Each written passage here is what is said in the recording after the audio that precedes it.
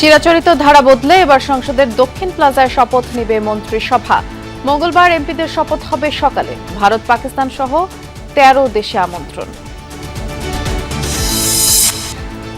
আজ সন্ধ্যায় জামায়াত আমির ও এনসিপি আহ্বায়কের বাসায় যাবেন তারেক রহমান। সরকারের পাশাপাশি দল হিসেবে বিএনপিকে সঠিকভাবে পরিচালনার পরামর্শ। বিএনপি যে ধরনের রাজনৈতিক দল, বোঝা যায় যে এত বিদ্রোহী প্রার্থী, তার মানে দলের মধ্যে ওই সংহতিটা নাই। বিএনপিকে যদি পরবর্তীতে পাওয়ার পলিটিক্স করতে হয়, তাদের দলটাকে অনেক বেশি সংহত করতে হবে। নতুন সরকারের সামনে উচ্চ মূল্যস্ফীতি সহ অর্থনীতিতে বিশাল চ্যালেঞ্জ। বিনিয়োগ, কর্মসংস্থান, অভ্যন্তরীণ আয় বাড়াতে নতুন কৌশলের আশা।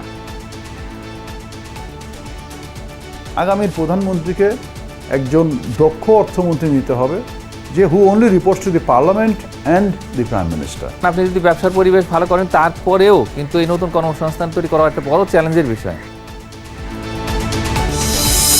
নাটোরের লালপুরে নির্বাচন পরবর্তী সংঘাতে আহত 7।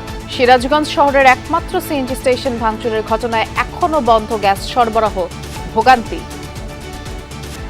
এই আমরা কয়দিন বন্ধ থাকবো তার তো কোনো গ্যারান্টি নাই। ইমার্জেন্সি অনেক যাত্রী অনেক জায়গায় যাইতে হয়, কিন্তু তারাও যাইতে পারতেছে না।